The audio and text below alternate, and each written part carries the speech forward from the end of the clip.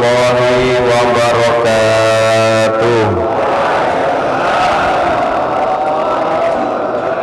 Alhamdulillahi rabbil alamin, hamdan na'imin, hamdan syakirin, hamdan yuafi ni'amahu wa yukafi'u mazidah.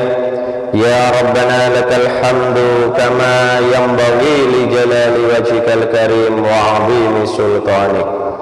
Allahumma salli wa sallim wa barik ala sayyidina wa habibina wa syafa'ina wa qurrati a'yunina wa maulana Muhammadin sallallahu alaihi wa alihi wa sallam. Allahumma allimna ta'wila wa faqihna fid din. Allahumma inna nas'aluka salamatan fid din wa afiyatan fil jasadi wa ziyadatan fil ilmi wa barakatan fil rizqi wa taubatan qabla al maut wa rahmatan 'indal maut wa maghfiratan ba'dal maut. Allahumma hawwin 'alaina fi syakaratil maut. Allahumma inna nas'aluka al-'afwa wal 'afiyah wal mu'afatad da'imah fid dini wad dunya wal akhirah. Ya amanal khaifin aminna mimma nakhaf. Ya amanal khaifin sallimna mimma nakhaf. Ya amanal khaifin najjina mimma nakhaf. Rabbana atina fid dunya hasanah wa fil akhirati hasanah wa qina adzaban nar. Wa sallallahu ala sayyidina Muhammadin wa ala alihi wa sahbihi wa sallam. Walhamdulillahi rabbil alamin. Alhamdulillahi rabbil alamin. Ayuhal hadirun rahimakumullah.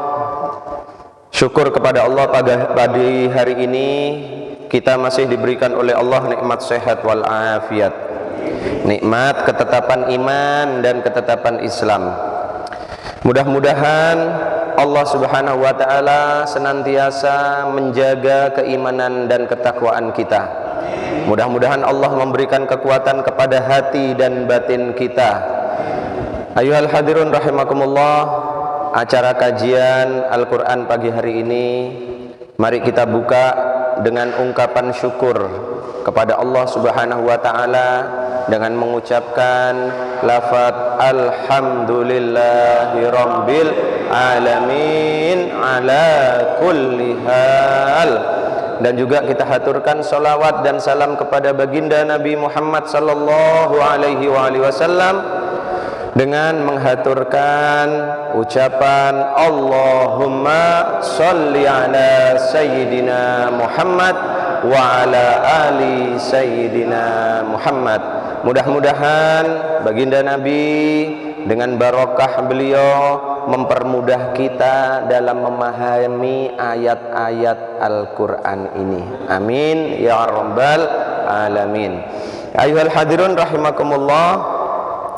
Pada pagi hari ini alhamdulillah kita di surat Al-Isra sampai pada ayat yang ke-73. Sudah lebih dari separuh insyaallah. Di pembahasan yang Jumat minggu yang lalu, kita bersama-sama telah diberikan penjelasan-penjelasan oleh Allah pada dua ayat 71 dan 72. Yang mana Allah Subhanahu wa ta'ala menyampaikan bahwasannya besok di yaumil akhirah, pada hari akhirat besok kita akan dibangkitkan oleh Allah, kemudian kita akan dipanggil oleh Allah secara berkelompok-kelompok dan berdasarkan dengan pemimpin-pemimpin kita.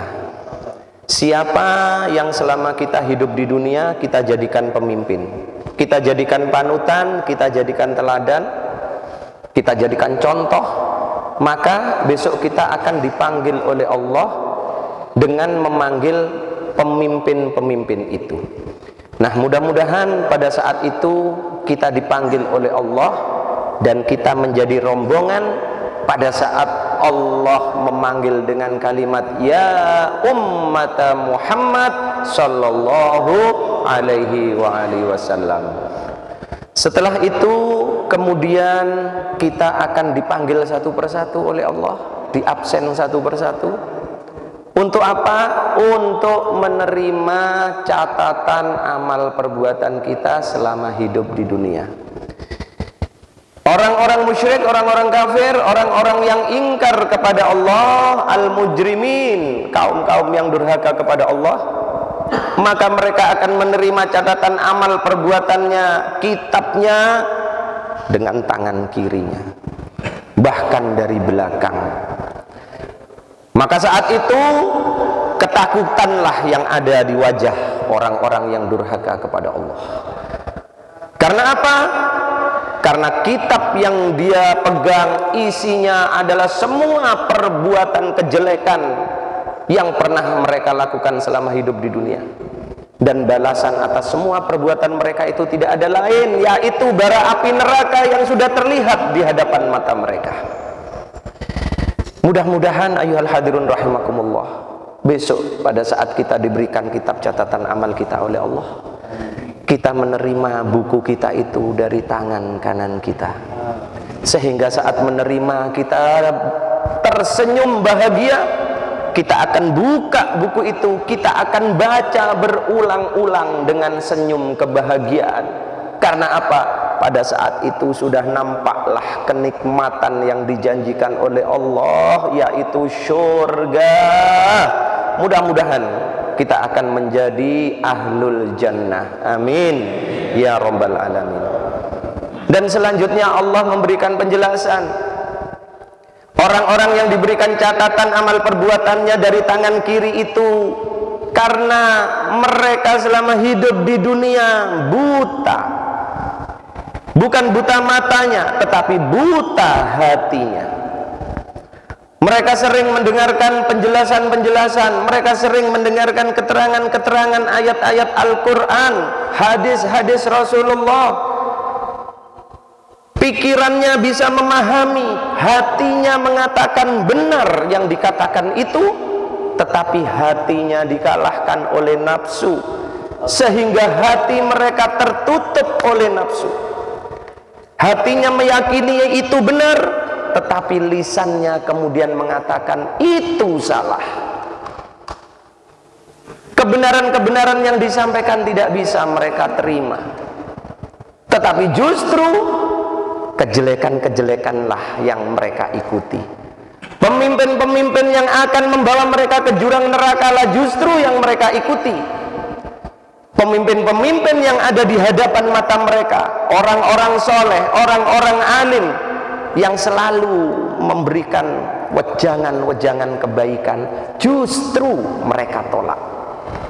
Inilah calon-calon penghuni neraka, calon-calon manusia yang akan menerima catatan amalnya dari tangan sebelah kiri. Bila saat di dunia mereka sudah buta hatinya, kata Allah, maka besok di akhirat akan lebih dibutakan lagi oleh Allah. Karena pada saat di akhirat sudah tidak ada kesempatan lagi ayuhal hadirun rahimakumullah untuk bertaubat kepada Allah. Mudah-mudahan kita tidak termasuk golongan orang-orang yang seperti itu. Amin ya rabbal alamin. Nah, setelah Allah menjelaskan tentang kondisi orang-orang yang durhaka, yang selalu memusuhi baginda Nabi, yang saat ini juga selalu memusuhi para pewaris-pewaris baginda Nabi, maka Allah di ayat yang ke-73, 74 dan ke-75 yang pagi hari ini akan kita pelajari, Allah memberikan peringatan kepada baginda Nabi Muhammad sallallahu alaihi wasallam, yang tentu peringatan itu agar supaya disampaikan kepada kita semuanya umat beliau, Karena apa yang terjadi di zaman baginda Nabi yang nanti akan kita pelajari masih tetap terjadi pada saat ini dan akan terus terjadi ila yaumil akhir. Terus dan terus akan terjadi. Baik, kita pelajari 3 ayat pagi hari ini, 73, 74 dan 75 insyaallah. A'udzubillahi minasyaitonirrajim. Bismillahirrahmanirrahim. Wa in kadu la yaftinunaka 'anil ladzi auhayna ilaika litaftari 'alaina ghairah wa idzal lattakhaduka khalila walaula an thabbatnaka laqad kita tarkanu ilaihim syai'an qalila idzalla adzaqnaka dhi'fal hayat wa dhi'fal mamat thumma la tajidu laka alaina nasira wa in kadu la yaftinunaka. Dan sesungguhnya mereka hampir memalingkanmu ya Muhammad, la yaftinunaka, memalingkan kamu.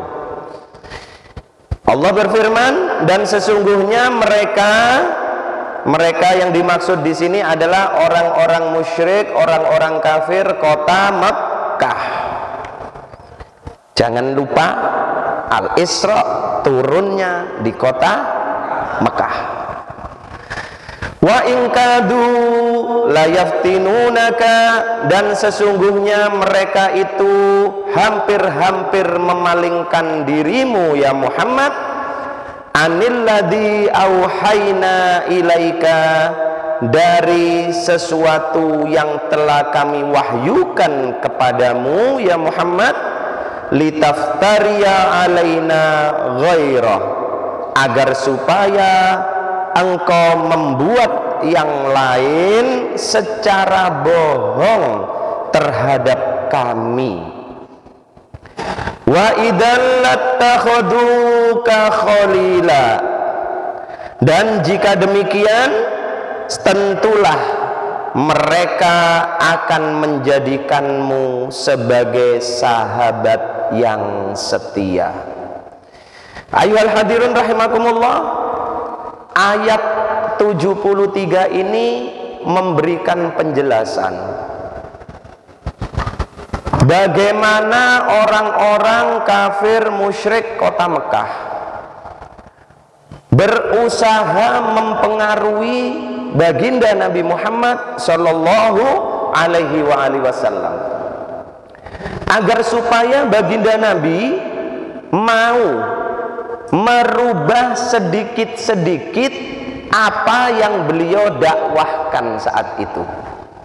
Nah, sebelum saya lebih jauh menjelaskan ayat ke-73 ini, saya ingin mengajak panjenengan untuk mengingat kembali bagaimana sejarah perjalanan dakwah Rasulullah, agar supaya nanti kita sampai kepada ayat yang ke-73.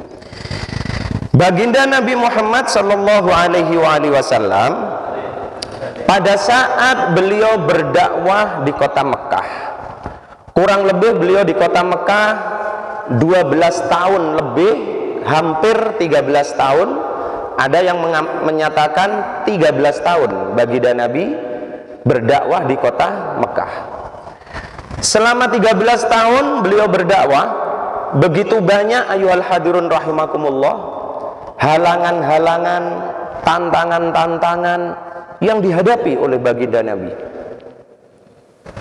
Pertama, baginda Nabi mendapatkan perintah oleh Allah untuk berdakwah secara sirriyah, yaitu secara sembunyi-sembunyi.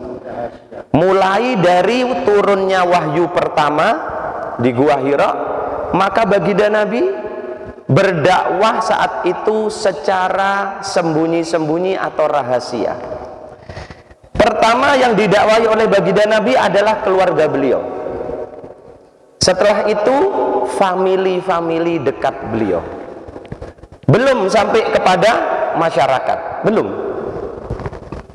Setelah turun perintah dari Allah agar supaya baginda Nabi mulai berdakwah secara terang-terangan, maka saat itulah baginda Nabi memulai dakwah beliau secara jariyah, secara terang-terangan. Nah, ayyuhal hadirun rahimakumullah, pada saat baginda Nabi memulai dakwah beliau secara terang-terangan, sungguh begitu berat tantangan yang dihadapi oleh baginda Nabi saat itu. Penentangan dari kaum kafir Quraisy yang ada di kota Mekah sungguh sangat luar biasa. Maka mereka pertama menggunakan cara-cara kasar kepada baginda Nabi untuk menghentikan dakwah Rasulullah. Begitu banyak cara-cara yang kemudian menyakiti baginda Nabi. Di antaranya, baginda Nabi sering pada saat sujud di depan Ka'bah di Masjidil Haram, dari belakang tahu-tahu baginda Nabi disiram dengan kotoran, dengan jeruannya hewan yang dipotong, unta, kuda, sapi. Maka jeruan-jeruannya yang berbau itu disiramkan kepada tubuh baginda Nabi Muhammad sallallahu alaihi wasallam. Sering Siti Fatimah yang masih kecil menangis karena melihat ayah beliau diperlakukan secara hina seperti itu oleh orang-orang musyrik kafir kota Mekah. Tetapi baginda Nabi tidak pernah membalas sedikit pun, tetap berdakwah beliau.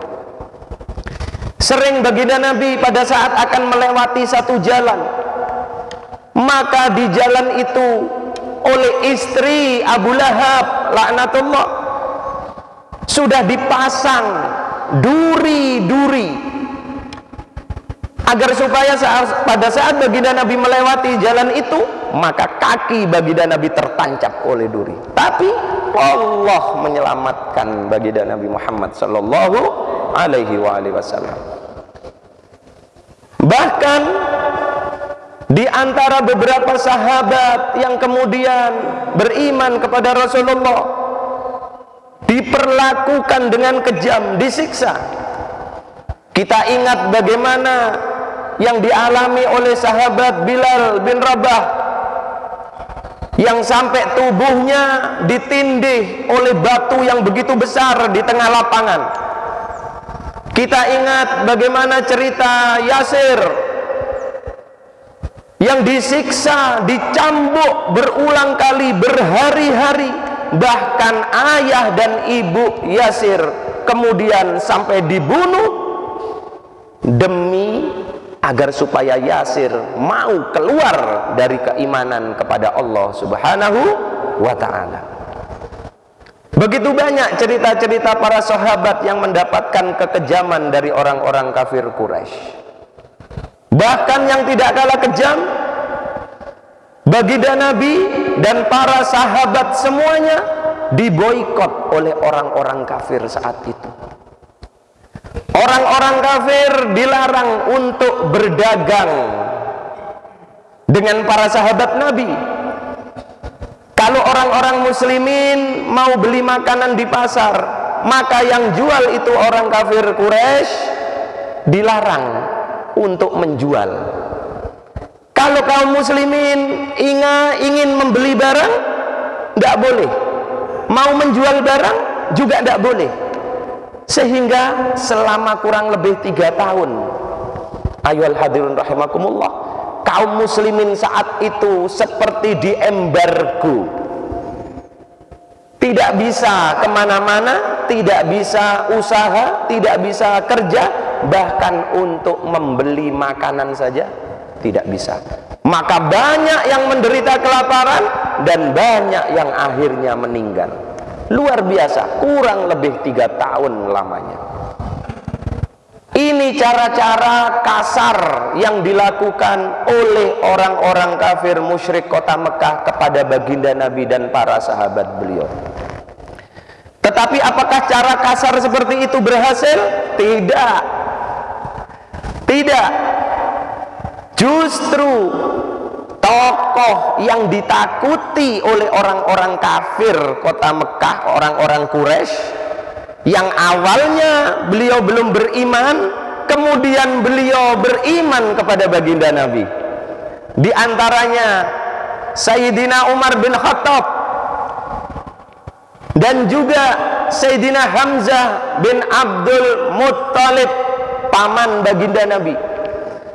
Dua orang ini adalah jagoan yang ditakuti oleh orang-orang Quraisy kota Mekah saat itu. Maka setelah dua tokoh ini masuk Islam, mereka tidak berani lagi untuk melakukan kekerasan kepada baginda Nabi dan juga kepada para sahabat yang lain. Karena pendekare malah mlebu Islam, tidak wani akhirnya. Cara kekerasan tidak berhasil, ayuhal hadirun rahimakumullah. Dan memang begitu. Biasanya uang lek main kasar, main keras, gak kira berhasil.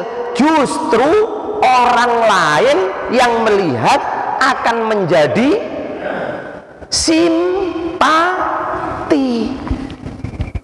Justru akan menjadi simpati kepada yang dizalimi. Itu sudah pelajaran dari dulu, itu dari zaman baginda Nabi Muhammad sallallahu alaihi wasallam. Tidak berhasil cara-cara keras seperti itu. Maka akhirnya orang-orang kafir Quraisy kota Mekah pusing, mikir, ya opo carane? Ya memang seperti itu. Orang kalau tidak suka dengan orang lain, maka sepanjang hari, sepanjang malam, hidupnya hanya dihabiskan untuk memikirkan, ya opo carane uang sing gak disenengi iki iso ajur. Itu. Tapi kalau orang yang tidak punya rasa, tidak suka dengan orang lain, maka dia tidak pernah mempunyai pikiran yang jelek.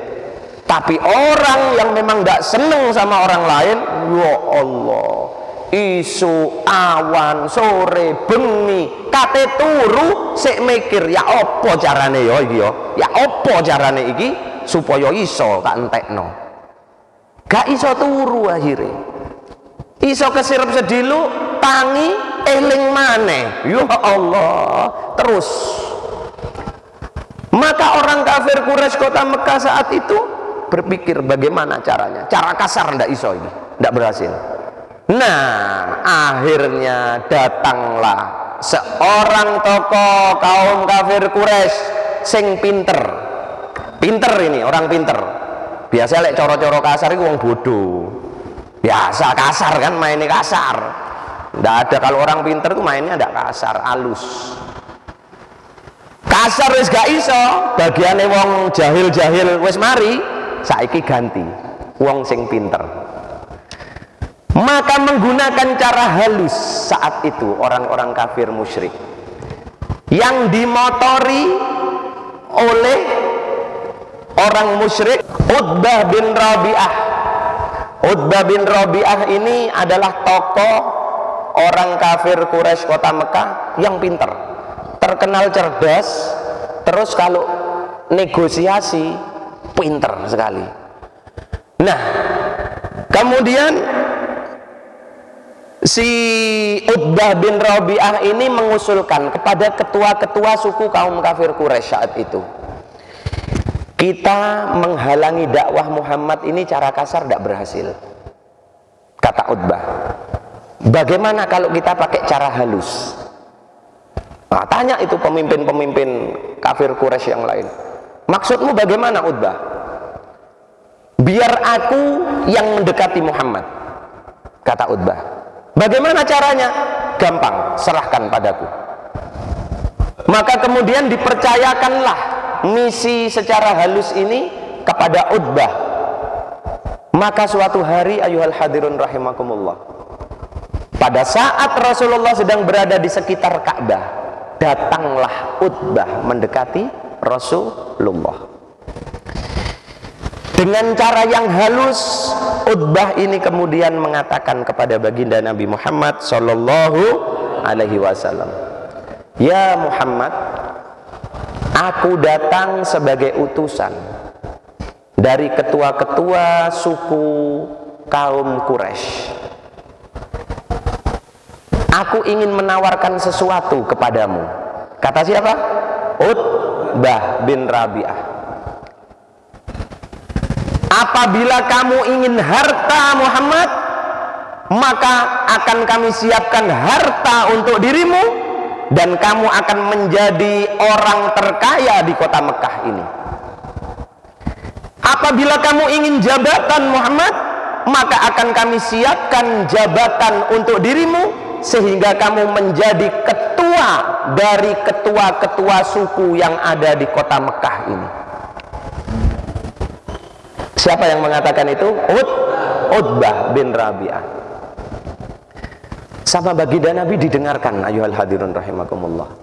Tidak dijawab sama baginda Nabi, didengarkan terus.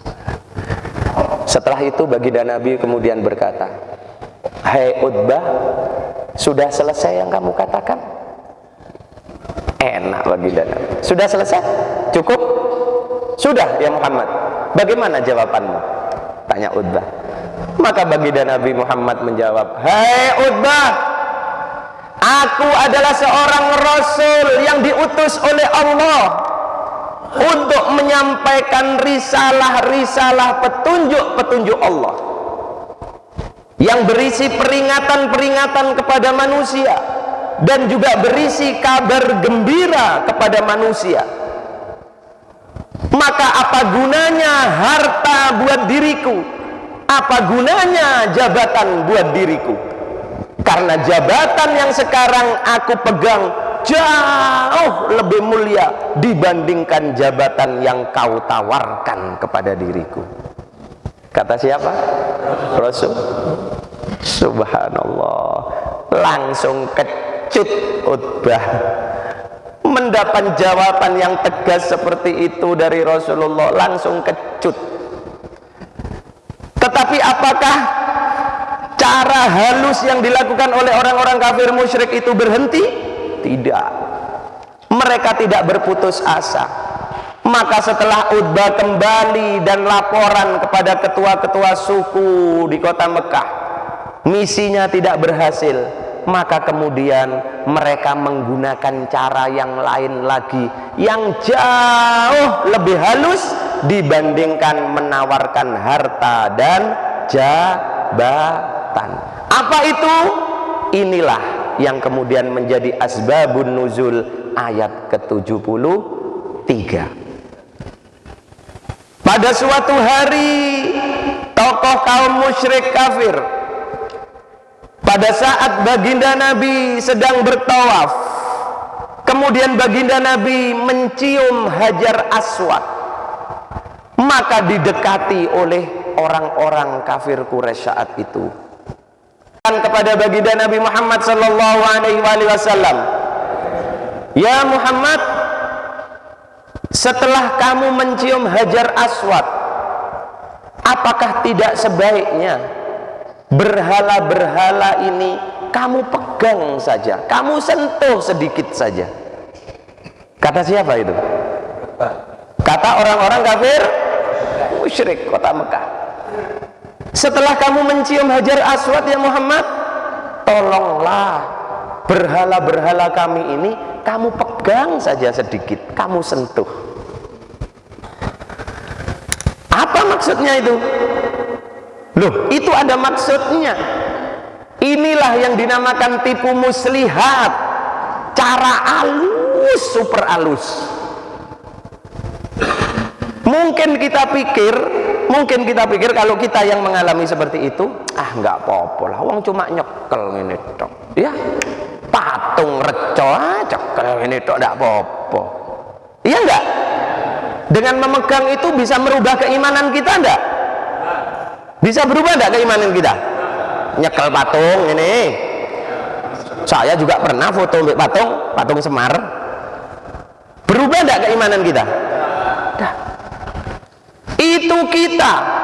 Tetapi bagi Rasulullah, manusia yang menjadi utusan Allah di muka bumi ini, maka hanya menyentuh sedikit saja berhala itu, maka itu akan berpengaruh sangat besar kepada orang-orang yang ada di kota Mekah saat itu.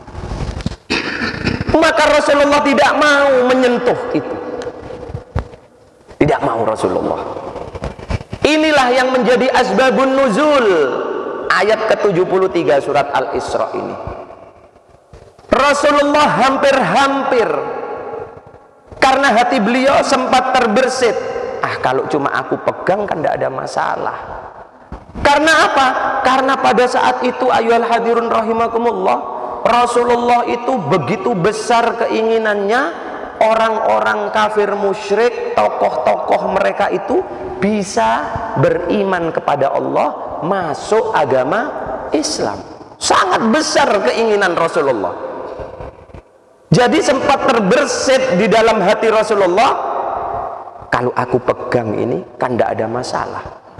Apalagi tokoh-tokoh orang kafir musyrik itu mengatakan, jika engkau mau menyentuh patung-patung ini ya Muhammad, maka kami akan mengikuti agamamu. Loh, menarik kan? Menarik. Jane menarik. Karena memang tujuan baginda Nabi itu untuk menarik mereka supaya mau beriman kepada Allah. Tapi Allah tidak membiarkan manusia mulia kekasihnya walaupun hanya menyentuh sedikit patung itu. Maka turunlah ayat ke-73 ini. Wa in kadu la yaftinunaka 'anil ladzi auhayna ilaika. Dan sesungguhnya hampir-hampir saja ya Muhammad, mereka itu memalingkan kamu dari apa-apa yang telah aku wahyukan kepada dirimu ya Muhammad. Hampir-hampir. Tetapi apakah terjadi itu ayyuhal hadirun rahimakumullah? Terjadi enggak? Oh enggak. Baginda Nabi ini manusia yang dilindungi, dijaga langsung oleh Allah. Enggak terjadi itu. Maka kata Allah, jika seandainya kamu ikuti keinginan mereka ya Muhammad, maka mereka pasti akan menjadi sahabat setiamu. Bisa dipahami? Pesannya apa ini untuk kita? Yang penting kan itu.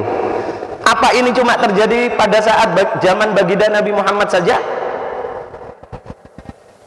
Apakah terjadi saat baginda Nabi Muhammad saja ini peristiwa ini? Sing koyok-koyok ngene iki? Loh tidak, zaman sekarang lebih banyak lagi. Zaman sekarang lebih banyak lagi.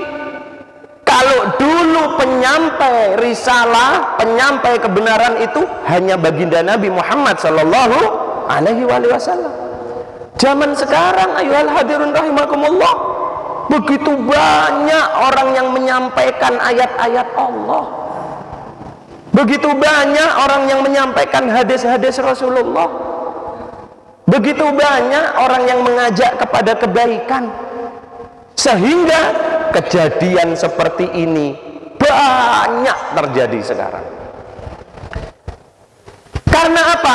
Karena selamanya, nah ini tolong dipahami, selamanya yang namanya kebaikan tidak akan pernah bisa bersatu dengan wes, ojo berusaha dicampur-campur, ora iso. Sing apik iki ambek sing elek ora iso digathukno, enggak bisa. Namanya keimanan tidak bisa dijadikan satu dengan enggak bisa. Maka ini menjadi pesan untuk kita. Loh kok untuk kita Habib? Apakah bukan hanya untuk orang-orang yang mengajak kepada kebaikan? Loh ya nopo. Ini untuk kita semua. Karena apa? karena tugas mengajak kepada kebaikan iku sanes kula tok. Panjenengan sedaya niki nggak ada tugas, wajib mengajak kepada kebaikan.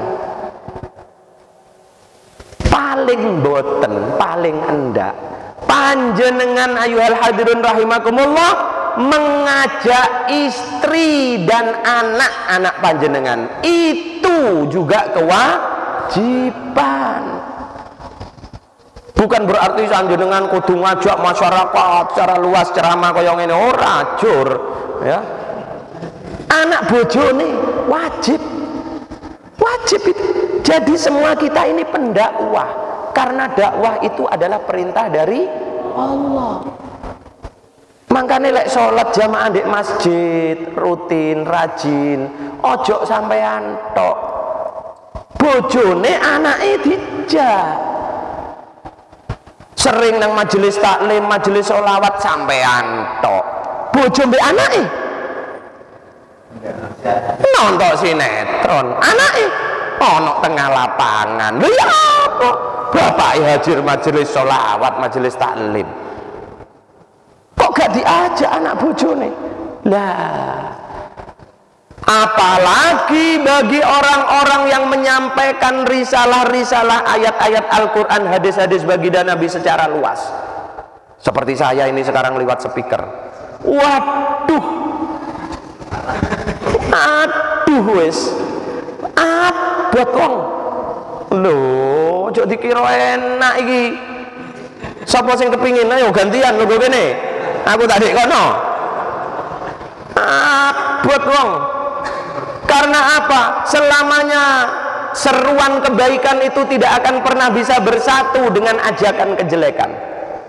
Setiap saya menyampaikan kebaikan, pasti akan ada yang melawan, yang merasa terganggu. Pasti itu, siapapun itu.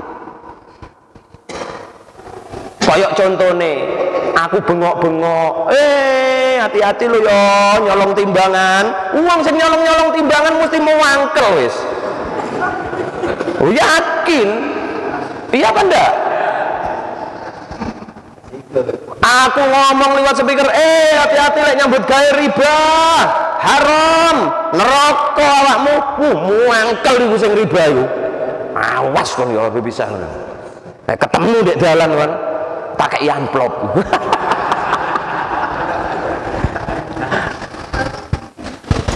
Tapi nggak usah takut, cara-cara kasar itu tidak akan berhasil selama kita betul-betul memang menjalankan tugas-tugas risalah ini dengan baik, ikhlas, benar, maka Allah yang menjadi penolong kita. Yakin buatan? Tenan dah? Yakin? Hasbunallah wa ni'mal wakil. Ya, cukuplah Allah menjadi penolongku. Tapi coro kasar itu enteng, Pak. Ayohal hadirun rahimakumullah, enteng. Sing abot iki apa? Coro halus iki lho. Halus iki wangel. Makane makhluk halus itu susah. Setan makhluk halus, halus. Iblis makhluk halus, halus. Makane wangel dilawan. Coro halus iki lho. Ya apa carane? Waduh, halus enak. Isu-isu ditekani, Habib, pengusaha, nggak mobil Fortuner atau Pajero, wah, teko, waduh, iki tamu, takon, Habib, gimana kabar? Alhamdulillah sehat. Bagaimana kabar pondoknya, Habib? Aduh, ya apa ya pondok saya ini, saya mau bangun, belum punya biaya. Aduh, penyampai risalah kok sambatan. Ya apa cocok. Iki penyakitnya awak dhewe saiki. Pendakwah kok sedidik-sedidik sambat. Kudune lek ditakoni ngono iku mau, Habib bagaimana pondoknya? Mantap. Alhamdulillah. Yang mondok di tempat saya tambah hari tambah banyak. Yang sekolah tambah hari tambah banyak. Alhamdulillah. Pendaftaran belum selesai, sudah saya tutup. karena sudah penuh kelasnya. Ngono loh. Nggak mau nambah kelas lagi Habib? Insya Allah doakan, mudah-mudahan dalam waktu dekat saya bangun asrama dan kelas lagi. Amin. Oh no. Iki aslinya ya rada promosi menjane. Lah lek pendakwa iku kudu ngono rek. Ojo ditekani tamu nggawa Fortuner ketok soge. Waduh, mulai pertama sampai tamu kate mulai isine sambatan kok. Endi harga dirinya. Lah ngono kate nasihati wong. Ya apa Mas? Ya, sabar. Rezeki itu Allah yang bagi. Awakmu sambatan tok tapi. Hal-hal seperti ini yang kemudian dimanfaatkan oleh orang-orang yang memang punya niat tidak baik kepada Islam ini. Maka apa? Nah, itulah cara halus sudah masuk. Habib, gimana ini saya mau nyalon kedua kali. Tolong saya dibantu jamaahnya supaya nyoblos saya. Waduh, saya tidak bisa Pak. Oh sudahlah Habib, jangan khawatir. Ini saya bawakan ini buat Habib Isa. Dibuka Pak, sak tas, kertas warnanya abang-abang. Ini Habib 1 miliar ini saya siapkan untuk Habib Isa, supaya jamaahnya nanti pilihan nyoblos saya lagi Habib. 1 miliar loh. Ayo kira-kira gelem nggak? Tahu nggak berapa duit 1 miliar sampean? Aku nggak tahu kok. 1 miliar ku 1.000 juta Pak. Bujuh, sak dia ke 1 miliar 1.000 juta itu. Paling lah cuma ini Habib saya siapkan 50 juta. 50 juta. Aduh, nggak bisa, saya sibuk. Nah kan? Tapi lek wis 1 miliar ini Habib. Oh iya. Aduh, wis adek lek wis ngono. Padahal wis weruh pertama biyen ya korupsi tok. Ngentitan tok. Tapi gara-gara 1 miliar hilang singa padang pasirnya. Hilang. Jadi singa kocor saiki. Hilang sudah. Ini cara halus. Jangan khawatir Habib, nanti butuh untuk pondok bilang saja ke saya. Lek wis dijanjeni koyo ngono, pengin ero aku. Sapa sing wani nolak? Sapa sing iso nolak? Ayo coba. Nah, mangkane ojo kakean sambatan yo. Lek ditekoni jamaah, ojo sambatan tok. Gagal. Nah, ngono ya.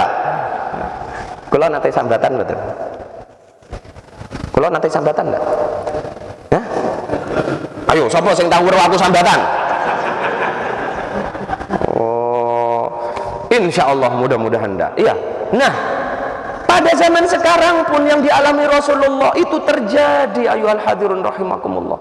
Rasulullah ditawari harta, ditawari jabatan. Wah, subhanallah. Rasulullah manusia suci, maksum, terjaga dari dosa. Enggak bergeming. Cara halus. Nah, ini harus menjadi kewaspadaan kita, terutama para ustadz, para ulama, para tokoh yang sering mengajak kepada kebaikan. Karena apa? Orang-orang yang tidak ingin terganggu dengan ceramah-ceramah kita, dakwah-dakwah kita akan berusaha seperti itu. Pengusaha-pengusaha besar yang kemudian mengeruk hasil kekayaan ini, padahal akibatnya akan menyengsarakan rakyat, berusaha itu didekati tokoh masyarakatnya. Ustadz didekati. Ustadz, udah sampaikan ke masyarakat, pabrik saya ini aman. Aman pabrik saya ini. Nggak kira mencemari lingkungan. Ini Ustadz, saya bawakan nih sih mobil Avanza 1 ya sama sapi 5 ekor lah. Sopo sih nggak tertarik Pak? Padahal pertama bengok-bengok itu. Kita harus hati-hati tolak. Keren nek Avanza 1, sapi 5 ada lah kelakep. Ya. Karena memang cara-cara seperti itu sekarang. Nah, ini menjadikan kita harus waspada, kita harus hati-hati. Nah, Allah menyampaikan, jika engkau sampai terpengaruh oleh mereka Muhammad, engkau pegang patung-patung itu, maka mereka akan menjadikan sahabatmu. Sama begitu pemuka agama tadi, tokoh tadi mau mengikuti keinginan dari pejabat, dari pengusaha mereka itu, maka akan dijadikan sahabat setia, tapi sahabat yang penuh dengan tipu muslihat. Hati-hati. Tetapi apakah Rasulullah terpengaruh dengan itu semua? Maka walaula an thabbatnaka laqad kita tarkanu ilaihim syai'an qalilan. Maka seandainya kami tidak memperkuat dirimu ya Muhammad, walaula an thabbatnaka, jika seandainya kami tidak memperkuat dirimu ya Muhammad, lakot kita, maka sungguh-sungguh kamu akan hampir, kita itu hampir apa? Tarkanu ilaihim syai'an qalila, cenderung sedikit kepada mereka. Ini pohon kelapa. Pohon kelapa itu kalau begini namanya apa? Condong, ya, condong. Kalau selesai condong biasanya roboh, iya kan? Begitu juga orang kalau sudah condong, yang biasa menyampaikan kebenaran, tapi kemudian condong karena tawaran harta, karena tawaran pangkat. Terus apa mana ya? Harta, tahta. Oh, enggak lah paling. Masa wanita pisan? Golek wanita pinter, golek dhewe. Harta tahta ini, maka kalau kemudian condong sedikit saja, pasti pohon ini akan roboh kemudian. Maka orang yang biasa menyampaikan kebenaran begitu condong sedikit saja, maka keimanannya pasti akan terjatuh sejatuh-jatuhnya. Rasulullah, kata Allah, Rasulullah karena mendapatkan kekuatan dari Allah, cenderung mau condong saja enggak? Bukan condong, mau condong, hampir condong saja tidak.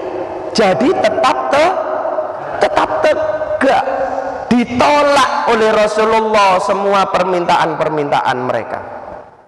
Tokoh-tokoh kaum kafir Quraisy mengatakan, ya Muhammad, aku akan datang ke majelismu, aku akan ikut duduk di majelismu, mendengarkan ayat-ayat Al-Quran yang kamu baca, asalkan orang-orang fakir miskin yang ada di situ kamu usir dulu, karena mereka tidak layak duduk bareng dengan kami ya Muhammad, kata tokoh-tokoh kafir Quraisy. Loh, Nabi Muhammad kepingin nih tokoh-tokoh iku iso teko rene, padha kaya aku kepingin, oh ayo andar muga tambahke, padha ya, padha. Tapi apa baginda Nabi terpengaruh? Enggak, karena turun larangan dari Allah, jangan ya Muhammad, karena sesungguhnya manusia itu yang mulia di sisi Allah bukan karena pangkat, jabatan dan hartanya, tetapi karena ketakwaannya kepada Allah. Maka dibiarkan sahabat-sahabat Nabi yang dari kaum fakir miskin itu. Makanya saiki nek dadi penyampai kebenaran, ojo titik-titik teko nang omahe pejabat, ojo titik-titik teko nang omahe wong sugih-sugih, ojo ya, biarkan mereka yang datang ke rumah sampean, Pak. Biarkan pejabatnya itu yang rawuh ke dalam jenengan silaturahim. Biarkan orang yang kaya-kaya, saudagar-saudagar itu yang silaturahim ke rumah jenengan. Ojo jenengan sing teko nang omahe, ojo. Karena apa? Kalau sudah sudah seperti itu, hancur sudah.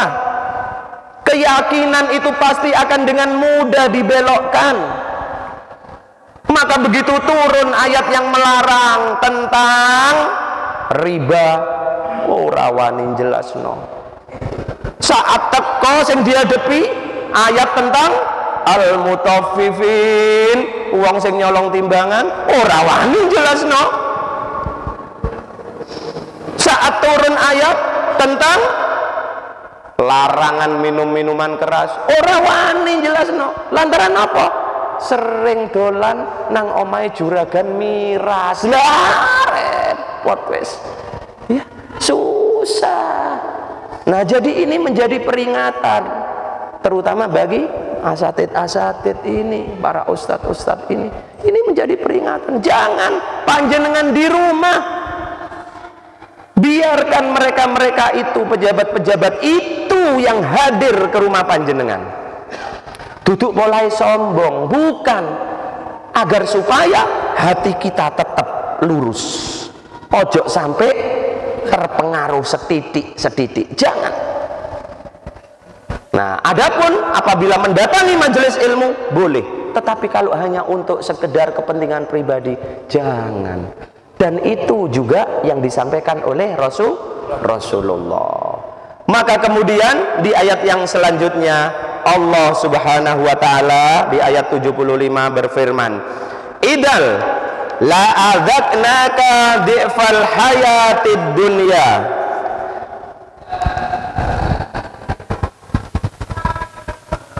"Idzal la adzaqnaka dhi'fal hayati wa dhi'fal mamat, thumma la tajidu laka alaina nasiba." Jangan ikuti ya Muhammad, jangan ikuti. Idal la adakna, jika demikian benar-benarlah kami akan rasakan kepadamu. Ini kata Allah, jika engkau mengikuti keinginan mereka, maka benar-benar kami akan merasakan kepadamu. Apa itu?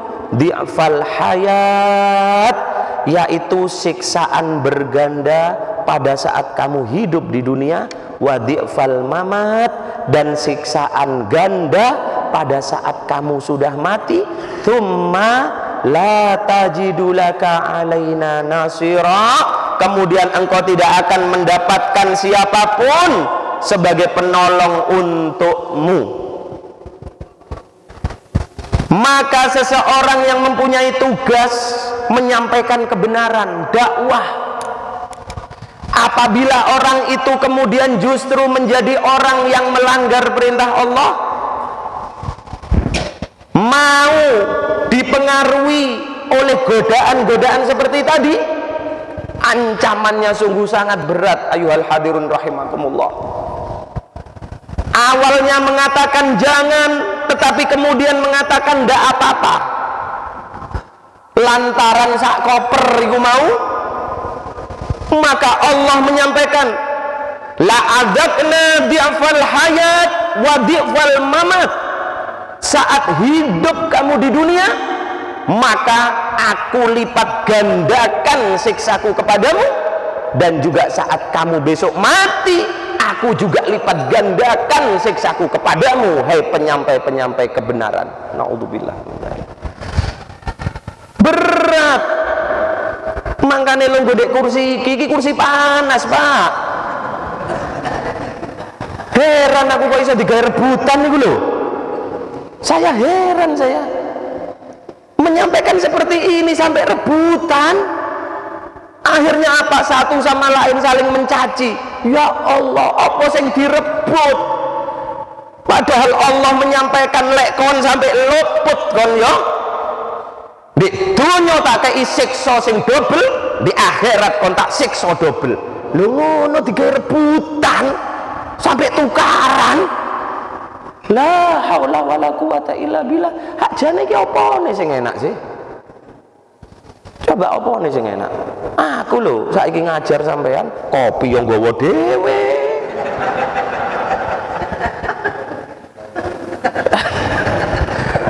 Kopi nggawa dhewe iki. Alhamdulillah nek sing nggawa jaminan jajan. Nah, alhamdulillah. Apa enake? Memangnya mulai mari ngene sadurunge Allahumma sholli ala Muhammad sampean siji-siji ngerogo sak amplopan salaman kabeh nang aku ngono. Ya lek gelem ya gak apa-apa alhamdulillah. Jadi apa yang diperebutkan saya itu sampai heran. Antara tokoh yang satu dengan tokoh yang satunya saling mencaci maki, saling rebutan. Sing direbut iki apa? Berkatan sing endi? Apa berkatan ancaman siksa teko Gusti Allah iki sing direbut? Itu loh. Ayo kita buka pikiran kita, ayuhan nas, wahai manusia. Hentikanlah kita saling mencaci satu sama lain. Hentikanlah kita saling memfitnah satu sama lain. Karena apa? Karena Allah memberikan ancaman yang sungguh sangat dahsyat seperti ini, terutama kepada kita yang sering menyampaikan kebenaran-kebenaran ayat-ayat Al-Quran ini. Sekali saja kita terpeleset, naudzubillah min dzalik, Allah akan mendobelkan siksaan kita pada saat kita masih hidup di dunia. Hidup kita akan dibuat tidak tenang, hati kita akan dibuat resah. Terlebih saat kita sudah masuk ke dalam kubur, Allah juga melipat gandakan siksa untuk diri kita. Nah, ini saya mengajak kepada masyarakat luas, marilah kita hidup berdampingan, kita hidup damai. Tokoh satu dengan tokoh yang lain saling bersilaturahim, tokoh satu dengan yang lain saling menghormati, menghargai. Janganlah kita saling berebut, yang direbut gak jelas. Wis to aku iki lho ngalami, lho nggodek kene, ya ora oleh amplop kok. Kopi nggawa dhewe, aku mau teko omah isuk-isuk nggawa dhewe. Siji nggo kitab, tangan sijine nggo kopi. Ora ana iku sing jepekno teko kono rene. Ya. Nah, inilah ayyuhal hadirun rahimakumullah, pesan dari 3 ayat yang kita pelajari pada pagi hari ini. Oleh karena itu sungguh sangat rugi kalau kita kemudian mempunyai hati jelek kepada orang lain. Kalau kebetulan kita seorang ustadz, seorang tokoh agama, kok kemudian kita mempengaruhi jamaah kita, umat kita, untuk juga bermusuhan dengan orang yang kita musuhi. Ya Allah, sungguh sangat rugi. Karena apa? Besok Allah menyampaikan la adaknaka di'fal hayat wa di'fal mamat. Besok saat kamu masih di dunia, aku lipat gandakan azabku kepadamu, dan saat kamu sudah mati pun akan aku lipat gandakan azabmu kepadaku. Nah, mudah-mudahan ayuhal hadirun rahimakumullah, kita bisa memahami 3 ayat ini, kita bisa hidup rukun, tokoh-tokoh agamanya bisa hidup rukun, saling menghormati, ketemu saling tersenyum, saling bersalaman, saling bertegur sapa, agar supaya apa? Umat yang di bawah, masyarakat juga akan bahagia. Mudah-mudahan ini bisa terwujud. Amin ya rabbal alamin. Nah, setelah secara halus ini yang dilakukan oleh mereka gagal, lalu cara bagaimana lagi yang dilakukan oleh orang-orang musyrik kota Mekah kepada baginda Nabi Muhammad sallallahu alaihi wasallam? Apakah mereka berhenti? Berhenti tidak mereka mengganggu baginda Nabi? Enggak. Bagaimana caranya? Akan kita pelajari pada Jumat minggu yang akan datang. Wallahu a'lam bissawab. Bismillahirrahmanirrahim. Allahumma salli wa sallim wa barik ala sayyidina Muhammad wa ala ali sayyidina Muhammad. Allahumma inni staudatuka ما علمتنيه فاردده علي عند حاجتي إليه وصلى الله على سيدنا محمد وعلى آله وصحبه وسلم والحمد لله رب العالمين. Akhirul kalam, wassalamualaikum warahmatullahi wabarakatuh.